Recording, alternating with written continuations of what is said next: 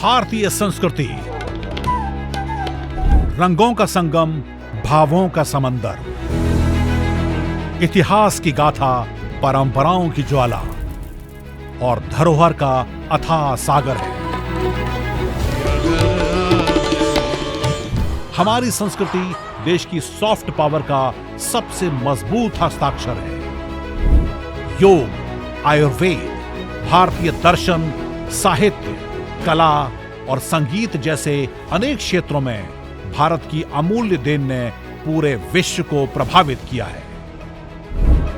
इंदिरा गांधी राष्ट्रीय कला केंद्र भारत की इस समृद्ध संस्कृति को दुनिया के सामने लाने का प्रयास कर रहा है।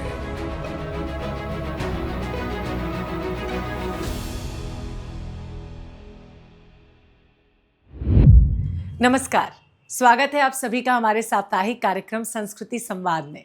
ये एक ऐसा मंच है जहां हम बात करते हैं भारत की समृद्ध विरासत की, परंपराओं की और उन विविधताओं की जो भारत को खास बनाती हैं। ये सिर्फ एक शो नहीं है, बल्कि एक अवसर है अपनी जड़ों से जुड़ने का, उस संस्कृति को समझने का जिसने भारत की सभ्यता को हजारों वर्षों से जीवंत रखा। संस्कृति संवाद का मकसद है भारत की कला, परंपरा और इतिहास को वास्तविक स्वरूप में आप सब तक पहुंचाना। तो चलिए आज के सफर की शुरुआत करते हैं और सबसे पहले एक नजर डालते हैं इस एपिसोड की खास झलकियों पर। इस सहयोग कला, संस्कृति और शिक्षा के क्षेत्र में संभावनाओं के नए द्वार खोलेगा।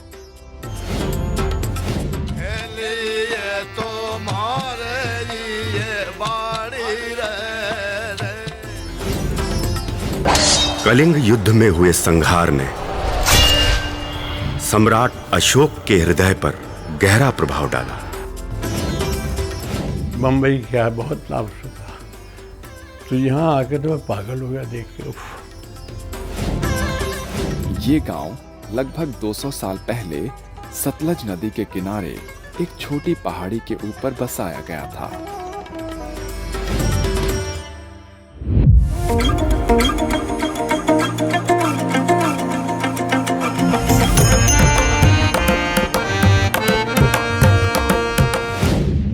झलकियां देख के तो आपको अंदाजा लग ही गया होगा कि आज के एपिसोड में आपके लिए क्या कुछ खास है।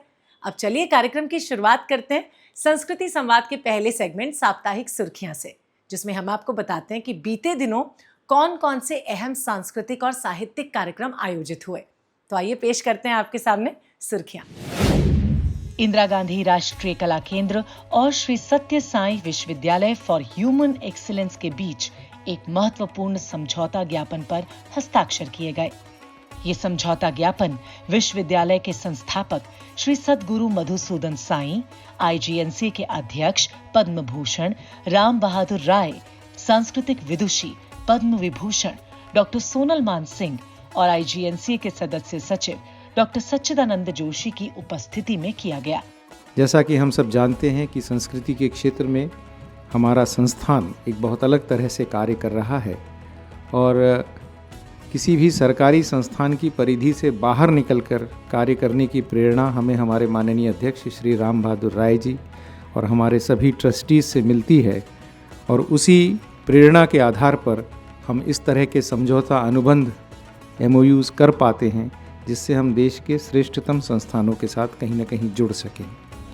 मुझे मेरे सहयोगी प्रोफेसर झा ने बताया कि वैदिक हेरिटेज पोर्टल की सामग्री तैयार करते समय भी हमें आपकी यूनिवर्सिटी का बहुत अधिक सहयोग मिला था और इसके लिए हम आज आपका आभार प्रकट करते हैं।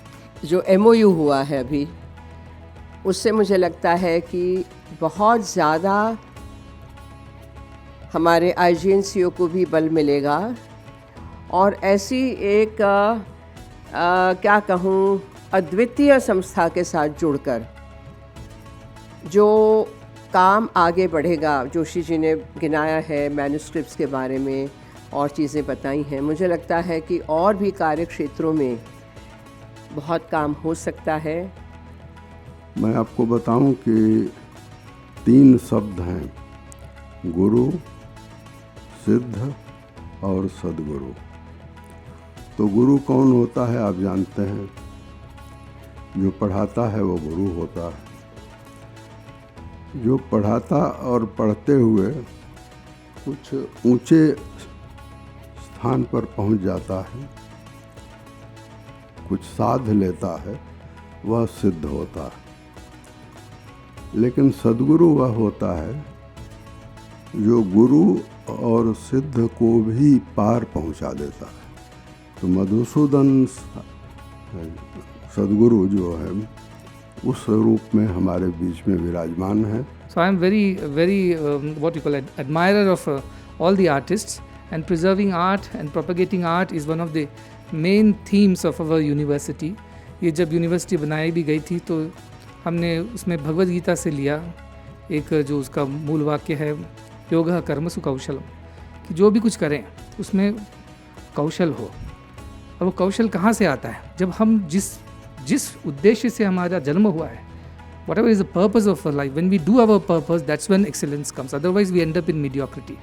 इस दौरान कलाकारों ने सांस्कृतिक प्रस्तुतियां भी दी। आईजीएनसी और सत्य साई विश्वविद्यालय का ये सहयोग कला, संस्कृति और शिक्षा के क्षेत्र में संभावनाओं के नए द्वार खोलेगा। आईजीएनसी में कवि, लेखक और राजनयिक अभय के की पुस्तक Nalanda how it changed the world का लोकार्पण किया। पुस्तक लोकार्पण के बहाने नालंदा की महान विरासत पर सार्थक चर्चा हुई। कार्यक्रम की अध्यक्षता प्रोफेसर केटीएस सराव ने की और लेखक अभय के ने पुस्तक का परिचय दिया। कार्यक्रम में अंतर्राष्ट्रीय बौद्ध महासंघ के महानिदेशक डॉक्टर अभिजीत हालदार, आईजीएनसी के डीन प्रशासन एवं कला निधि विभाग के प्रमुख प्रोफेसर रमेश चंद्र गौड़, प्रोफेसर हीरा पॉल गंगनेगी और डॉक्टर अरविंद सिंह ने भी अपने विचार साझा किए। ये कार्यक्रम नालंदा की ऐतिहासिक और शैक्षिक धरोहर के महत्व पर गहरे विमर्श का हिस्सा था। तो ये थी साप्ताहिक सुर्खियां। अब बात संगीत की कर लेते हैं। भारत का लोक संगीत बहुत समृद्ध और विविधता के साथ भरा है। भारतीय लोक संगीत स्थानीय समुदायों की भावनाओं, संस्कृति और जीवन शैली का प्रतिबिंब है। यूं तो हर क्षेत्र के लोक संगीत का एक अलग ही महत्व है, लेकिन वीरों की धरती राजस्थान के लोक संगीत की तो छटाई निराली है। ये राजस्थानी संस्कृति, जीवन शैली और विभिन्न समुदायों की भावनाओं का दर्पण है। राजस्थानी लोक संगीत में पश्चिमी राजस्थान के मांगणियार अपनी विशिष्ट गायन शैली के लिए जाने जाते हैं। मांगणियार गायकों में एक सबसे बड़ा नाम है पद्मश्री उस्ताद अनवर खान मांगणियार। आईजीएनसी के संजारी उत्सव में जब अनवर खान ने गजानन वंदना के पहले आलाप से शुभारंभ किया तो दर्शक मंत्रमुग्ध रह गए और फिर उन्होंने एक के बाद एक लोकगीतों से समा बांध दिया। आइए उसी में से एक प्रस्तुति आप सबके सामने पेश करते हैं।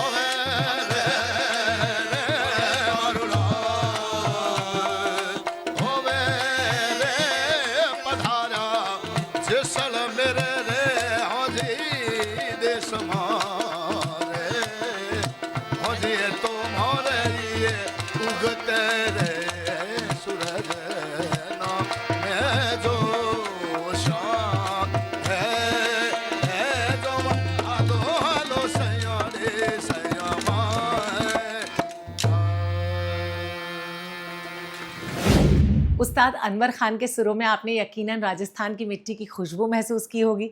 बहरहाल, संस्कृति संवाद के अगले पड़ाव का रुख करते हैं। भारत की प्राचीन शासन प्रणाली की सबसे बड़ी विशेषता रही है कि इसमें हर वर्ग, हर समुदाय को सम्मानजनक स्थान और आवाज मिली है। इसीलिए भारत को लोकतंत्र की जननी भी कहते हैं। सिने सर्कल सेगमेंट में पिछले एपिसोड में हमने आपको दिखाया था कि भारतीय लोकतंत्र में बौद्ध और जैन संघ की शासन व्यवस्था कैसी हुआ करती थी। आज हम आपको दिखाएंगे कि विक्रम संवत 265 से 238 ईसा पूर्व तक सम्राट अशोक ने किस प्रकार उत्तरदायी और जन भागीदारी वाली शासन व्यवस्था को स्थापित किया था। तो सिने सर्कल सेगमेंट में आज देखिए भारत में लोकतांत्रिक परंपरा पर आधारित फिल्म भारत लोकतंत्र की जननी में अशोक की लोकोन्मुखी शासन व्यवस्था के बारे में।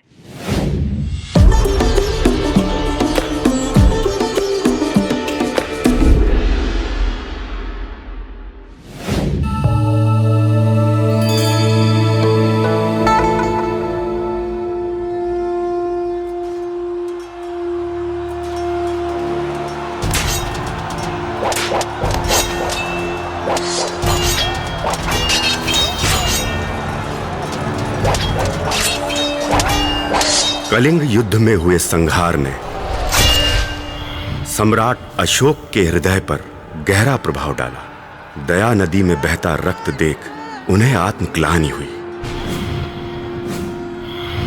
विश्व इतिहास में अशोक पहले सम्राट थे जिन्होंने युद्ध जीतने के बाद युद्ध त्याग दिया। वे धर्म के पथ पर चल पड़े और लोक कल्याणकारी एवं उत्तरदायी शासन व्यवस्था की स्थापना की और लोकतंत्र की जन्मभूमि भारत में शुरू हुआ अशोक का लोकोन्मुखी शासन। एक नया अशोक जो अवगत था प्रजा के प्रति अपने कर्तव्यों, अपने उत्तरदायित्वों से, जिसके हृदय में थी केवल लोक कल्याण की भावना। मनुष्य हो या पशु पक्षी, सबको मिलने लगा सम्मान और चिकित्सा। ये दायित्व निभाकर सम्राट अशोक ने प्रजा के हृदय में अपना स्थान बना लिया। तदुपरांत नियमबद्ध रूप से रज्जकों, युक्तों और प्रादेशिकों का चयन किया जाने लगा, जिनका सर्वप्रथम कर्तव्य था प्रजा के हितों का संरक्षण। सम्राट अशोक के राज्य के कोने कोने में धर्म का प्रचार होने लगा।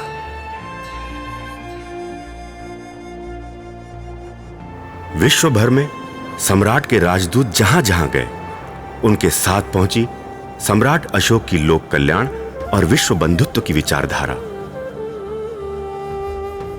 यही नहीं, सम्राट ने अपने पुत्र व पुत्री को भी धर्म के प्रचार और बोधि वृक्ष की स्थापना के लिए श्रीलंका की ओर प्रस्थान करने को कहा। सम्राट अशोक के विचारों की धरोहर आज भी भारतीय उपमहाद्वीप के कई राज्यों में उनके शिलालेखों और स्तंभ लेखों के रूप में मौजूद है, जो सदियों से पूरे विश्व के लिए लोकतंत्र का प्रतिमान रही है।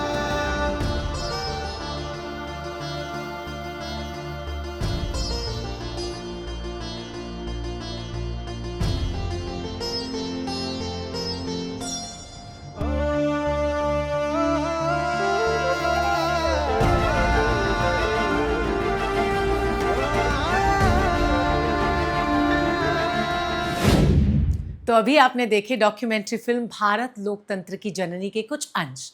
अब बात संगीत के एक और साधक की करते हैं। देखिए, कुछ धुनें ऐसी होती हैं जो हमें एक ऐसी दुनिया में ले जाती हैं जहां होता है केवल संगीत, अलौकिक, आत्मिक और पुरसुकून। आज हम आपको मिलवाने जा रहे हैं एक ऐसे ही साधक से जिन्होंने बांसुरी को एक आध्यात्मिक अनुभव में बदल दिया। सुप्रसिद्ध बांसुरी वादक पद्म विभूषण पंडित हरिप्रसाद चौरसिया। ये नाम किसी परिचय का मोहताज नहीं है। उन्होंने भारतीय शास्त्रीय संगीत को दुनिया के हर कोने तक पहुंचाया और अपनी बांसुरी से दुनिया को सम्मोहित कर दिया। तो आइए मिलते हैं बांसुरी के इस महान साधक से और जानते हैं उनके सफर की अनकही दास्तान, उनके अनुभव और उन प्रेरणाओं के बारे में जिनसे वो कलाकार से कला का एक युग बन गए।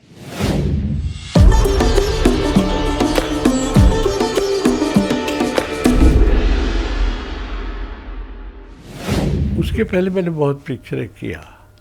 मैं फिल्म इंडस्ट्री में एक्चुअली आया रेडियो के थ्रू से। मैंने ऑल इंडिया रेडियो में बहुत साल काम किया।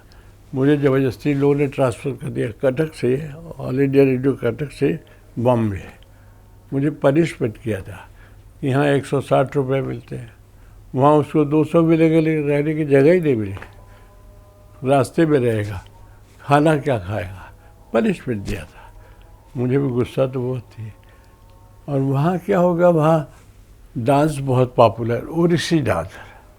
तो लड़कियाँ यंग लड़कियाँ मुझे बहुत मेरे पीछे पड़ी रहती।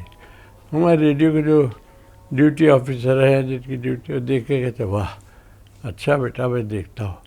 अब वो बेचारे सब मेरा कंप्लेन दिल्ली में कर दिए, मुझे फोर्सिबली ट्रांसफ़र कर दिया बॉम्बे के। इसको पनिशमेंट देते हैं।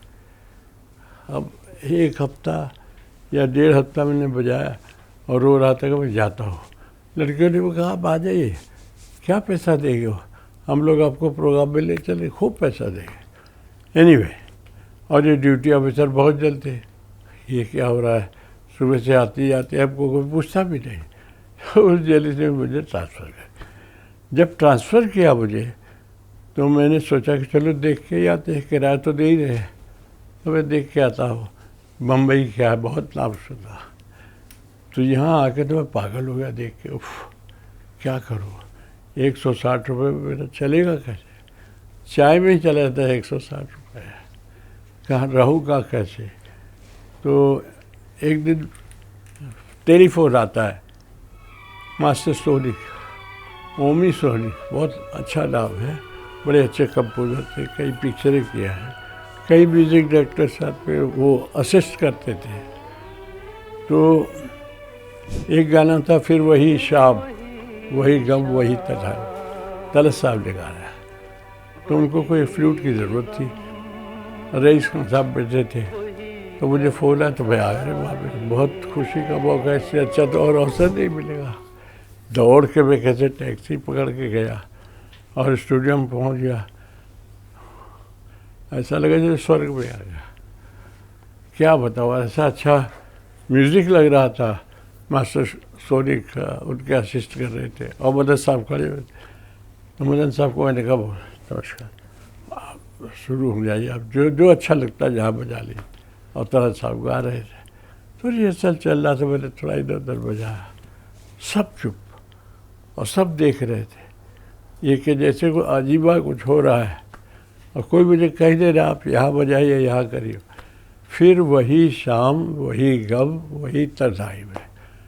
अब सब बैठ के सुन रहे, रिहर्सल सुन रहे, रिकॉर्ड करो। 1 घंटे में रिकॉर्ड कर दिया। मदन जी मुझे बुला के बोले भाई आप कहाँ रहते हो? मैं तो वो इलाहाबाद से आया हूँ, आप मेरा सब डेट लिख लो, जितनी भी मेरी रिकॉर्डिंग इस महीने की आप आया करें, और नहीं आ सके तो कोई बात नहीं, आएंगे तो आप काम नहीं भी हो तो आप बांसुरी लेकर बैठे रहेंगे, जहाँ लगा आपको कुछ करना है बजा लीजिए, नहीं तो पैसे लेके जाइए।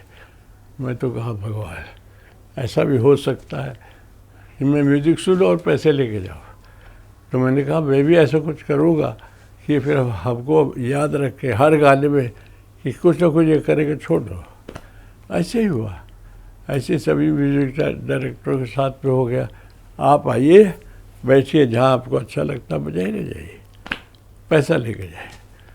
बस फिर क्या था, मैं रेडियो को मैंने प्रणाम किया, मैंने कहा बहुत हो गया, आपने बहुत मुझे नाम दिया, मुझे बहुत मेरी देख रेख की, मेरा नाम आपने किया, बहुत अच्छी संस्था।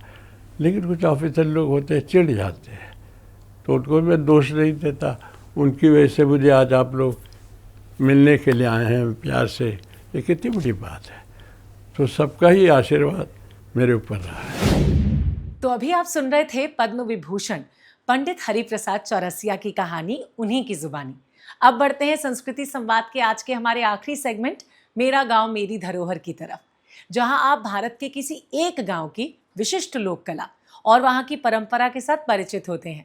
संस्कृति संवाद के माध्यम से अब तक तो आपको पता चल ही गया होगा कि मेरा गांव मेरी धरोहर भारत सरकार की महत्वपूर्ण परियोजना national mission on cultural mapping का एक अहम हिस्सा है। इस पहल के तहत देश के सभी गांव का दस्तावेजीकरण किया जा रहा है। तो आइए आज इस खास सेगमेंट में जानते हैं पंजाब के गांव दाढ़ी के बारे में।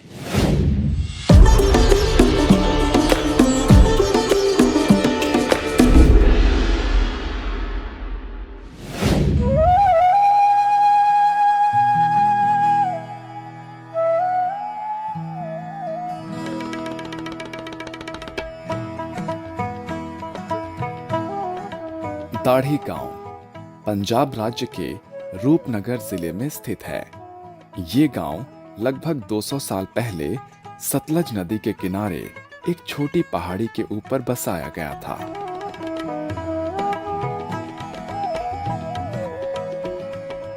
गांव में लगभग 94 घर हैं और गांव की कुल जनसंख्या 533 है। दाढ़ी गांव की साक्षरता दर 70.92% है। यहां बोली जाने वाली मुख्य भाषा पंजाबी है। दाढ़ी गांव में स्थित प्राइमरी विद्यालय की स्थापना सन 1950 में की गई थी। दाढ़ी गांव के सभी घर पक्के बने हुए हैं। बिजली, स्वच्छ जल, रसोई गैस और शौचालय की सुविधा गांव के प्रत्येक घर में मौजूद है। दाढ़ी गांव के लोगों का मुख्य पेशा कृषि और दूध का उत्पादन है। साथ ही गांव के कुछ लोग सरकारी नौकरियों में भी कार्यरत हैं। दाढ़ी गांव के किसान मुख्य रूप से गेहूं, धान और मक्का की खेती करते हैं। दाढ़ी गांव में प्रत्येक खेत तक ट्यूबवेल द्वारा सिंचाई की सुविधा मौजूद है। गांव की सभी स्ट्रीट लाइट सौर ऊर्जा पर काम करती है। गांव के लोग पोपलर के पेड़ों की खेती करते हैं, जो पर्यावरण के लिए लाभदायक होने के साथ साथ आय का अच्छा साधन भी है। यहाँ नीम, जामुन, आम और तली के पेड़ बहुतायत में पाए जाते हैं। दाढ़ी गांव में स्थित गुरुद्वारा साहिब, शिव मंदिर और दुर्गा माता मंदिर यहाँ के प्रमुख धार्मिक स्थल हैं। दाढ़ी गांव एक शांत और कम भीड़ भाड़ वाला खूबसूरत गांव है। पहाड़ी पर बसे हिस्से के पीछे से बहती हुई सतलज नदी इस गांव की आभा में चार चांद लगा देती है। एक स्थिर और आनंदित वातावरण के चाहने वाले के लिए दाढ़ी गांव एक उत्तम गंतव्य है। उम्मीद करते हैं कि संस्कृति संवाद का आज का एपिसोड आपको पसंद आया होगा। और हाँ, आपके सुझाव हमारे लिए अहम हैं, इसलिए आप अपने सुझाव हमें इस ईमेल आईडी पे भेज सकते हैं। आपसे फिर मुलाकात होगी प्रसार भारती के इसी मंच पर IGNCA के विशेष शो संस्कृति संवाद के साथ, जिसमें हम आपका परिचय करवाएंगे भारत की इंद्रधनुषी संस्कृति से। फिलहाल मुझे इजाजत दीजिए और आप सब अपना बहुत अच्छे से ध्यान रखिए। हाँ, नमस्कार।